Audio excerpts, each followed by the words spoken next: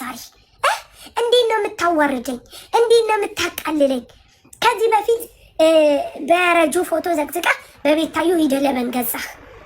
የቤታዮ ፎቶ ፌመስ ናቸው እነዚህ ብላ አሁን ደግሞ በእኔ ልትጠቀመው ስትለው ክው ይበልጥላልሽ ክው ብሎ እንዲህ መሲ ቆይ ማን ያለሽ? ቆይ ማን ያለ? አታደናግረኝ። ተበሳጭ ውዴ ፊቷ ሁሉ ተቀየረ። እኔም በኋላ በቃ መሲ ይቅርታ ብልግና ነው እንዳይደረግም በጣም ብልግና። በኋላ ምን አደረገ መሰለሽ? ደውልና መስዬ ይቅርታ እኔ እኮ ሙኒት የሰጠች ብር ነው እንጂ አንቺ የሰጠሽኝ አይደለም፣ በስም ስህተት ነው አላለም። ወደ ሙኒት ሊያመጣው ይነግርሽ አይደለ? ከዛ ይቅርታ ጠይቃለችው። እሺ ብሎ ይቅርታ ጠየቀ። ሙኒት ጋር ስንደውል ደግሞ ሙኒት ምን ትላለች? እንደውም ከ500 ብሩ ለእኔ ዕቃ ስጡኛል።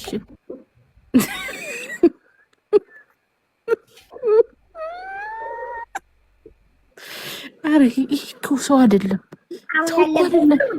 እዳው ጨምሮ 180 ድርሃም ሄደ። አሁን እሱ 180 ድርሃም የተሸከመ ሰው ነው። ያው ከፈለግሽ እንጀራን ከርፍፎ ሲወጣ ካሜራ አለ።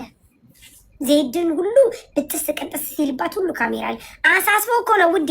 ይኸውልሽ በካልኩሌሽን 500 ሲቀነስ 30 ሲቀነስ ምድር ሹቅ ሲቀነስ ብሎ አሳስቦ ያስቀምጣሽ። ከዛ ቀሪ ያለው እንዴ ቀሪውን ራሱ በቃሽ ሊሰጠው ነበረ። ዜድ ዝርዝር የላቱ ነው መሰለኝ፣ እንደዛ መሰለኝ አለችው። ይኸውልሽ እንዳትለቂው እንዴ ውዴ መሲን ስሟን ራሱ ማጥፋቷ። እኔ በኋላ ኧረ መስዬ በፈጠረሽ እንደው ችግር የለም ይቅርቤው አልለውም። እሱ የሚሰራው ስራ ባለፈው ረጁን ዘቅዝቆ የቤታየውን ፎቶ አሳይቶ ፎቶ እየሳለ የሚያመጣው ለፊልሙ ነው። ኧረ በፈጠረሽ ሰሞኑን ደግሞ ፌስታል መልበስ ጀምሯል። ኧረ መሲ በእናትሽ ኧረ ተይ፣ እኔ ጉድ አወጣለሁ ስለዛች ፍየል ውዴ።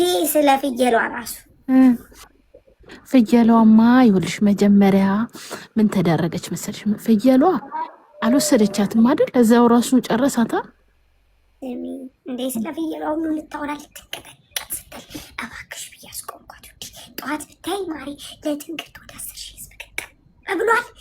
እንደው ብትባል ብትሰራ እንደገና ረሳሪ አረጋጊያት ሲሉ እንደገና ማታ ከኔ ቅቤ ወስዳ ነበር አናቷ ላይ አርጋን ትሰጣ ነበረ። ሰራ ነበረ ጸጉሯ እንደዚህ። ኧረ እባክሽ ተረጋጊ መሲ፣ ትታመሚያለሽ እባክሽ። እንደገና ምስር ተንቀጠቀጠች የምትሆነው ጣፋች መስፍኔ የለ ውዴ። ደህና ደሩ በቃ ሂዱ፣ ደህና ደሩ መስፍኔ። ላንቲ ወሬ ይሄ ሀሜት ሳያልቅ ላንቲ የተከፈለ መስዋዕትነት ነው። ነገ ጨርሰዋል ዛሬ። ውዴ ሰሚ ማሬ ደህና ደርሽ። ነገ እንቀጥለዋለን። ዝግብኝ። እሺ ደህና ደሩ። ስሚ ነገር ስላልጨዋታ ደህና ደሩ ውዶቼ፣ ደህና ደሩ። ሰላም እህቴ፣ ስሜን ደብቀሽ ፖስት ችልኝ ትላለች እህቴ። እኔ የሁለት ልጆች አባት የ13 ዓመት የትዳር አጋሬ ነው። በፍቅርም በትዳርም 13 ዓመታችን። አሁን ደግሞ 3ኛ ልጅ የ8 ወር ነፍሰ ጡር ነኝ። ጨነቀኝ እህቴ ምን ላድርግ? በእኔ ላይ ሌላ ሴት ሊያገባ እየተጀናጀነ ሽማግሌ ሊልክ መሆኑን ደረስኩበት ትላለች። እንዴት ደረሰችበት የሚለውን ነግራችኋለሁ። ፎሎ እያረጋችሁ ላይክ ኮፒ ሊንክ አድርጉልኝ። እህታችን ከኢትዮጵያ ከመጣች 9 ዓመቷ ነው። እዚህ ሀገር በመጣች በ4 ዓመቷ የልጇን አባት በኢቃማ አሰራች። በኢቃማ አሰርታ አመጣች። እዚህ በመጣ ወዲያውኑ ኢጃዛ ሲገናኙ አረገዘች። 2ኛ ልጅ ወለደችና 5000 ሪያል ከፍላ ወደ ኢትዮጵያ ላከች። አሁን ደግሞ 3ኛ የ8 ወር ነፍሰ ጡር ናት። ችግሩ ልጆቹ መወለዳቸው ሳይሆን ባልየው አሁን ላይ እያደረገ ያለውን ነገር መቋቋም አቃተኝ ነው ያለችው። አሁን እሱም እየሰራ ነው፣ እኔም እየሰራሁ ነው። እኔ ግን የምሰራውን ብር በሙሉ ለዲያ ነው የምከፍለው። እኔ ከጠለብ የወጣሁበት በዲያ ነበረ፣ ሰርቼ ከፈልኩ። ለሱ ኢቃማ ያሰራሁት በዲያ ነበረ፣ ሰርቼ ከፈልኩ። ልጄን ወደ ኢትዮጵያ የላኩበት በዲያ ነበረ፣ ሰርቼ ከፈልኩ። እበደራለሁ፣ እሰራለሁ፣ እከፍላለሁ። እጄ ላይ ምንም ገንዘብ የለኝም ትላለች። እሱን ብድሩን አግዜ ስለው አንቺ እየሰራሽ ብድሩን ክፈይ፣ እኔ የምሰራው ደግሞ ለልጆቻችን ጥሪት ቤትና ቦታ መግዣ ይሆነናል ይለኛል። ቤተሰቦቼ ቤት እንድሰራ ስለሚጓጉ ጓደኞች እኮ ቤት ሰሩ የከሌ ልጅ የሰራችሁ ቤት ስለሚሉኝ እኔም ጓጓ ስለነበረ እሺ አልኩት፣ አመንኩት። ምክንያቱም በጣም የልጅነት ፍቅሬ ለሱም የልጅነት ፍቅሩ የመጀመሪያ ባልና ሚስቶች ነን፣ 13 ዓመታችን ነው ትላለች። እናም በመጨረሻ ላይ ግን ጸባው እየተቀየረ እየቀና እየተጨቃጨቀ መጣ። ምንድነው ችግርህ ብዬ ስለው አንቺ እንድታረጊያለሽ ይሉኛል፣ አንቺ እንዲያረግሽ ነው ይለኛል። እኔም የሆዴን በሆዴ አድርጌ ኢጃዛ ወረድኩኝ። ኢጃዛ ስወርድ 3ኛ ልጅ አረገዝኩ። የዛን ሰዓት ችግርህ ምንድነው ብዬ ስጠይቀው ግልጽ አድርጎ ሊነግረኝ አልፈለገም። እናም ስልኩን ጠልፌ ወደ ስራ ቦታ ተመለስኩ ትላለች።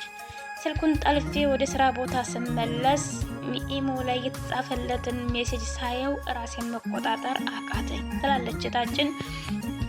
ያች አሮጊት ሚስትህ ሄደች ወይ ስራ ተመለሰች ወይ ይላል።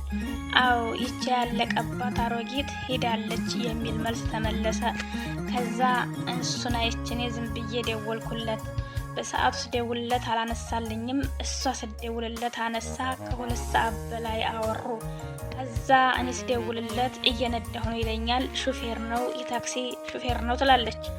አሁን ላይ እኔ በቃ 8 ወር ሙሉ ኢጃዛም አልወረድኩም። ነይ ሲለኝ እያመካኘሁ ባንዱ አልወርድም አልሄድኩም።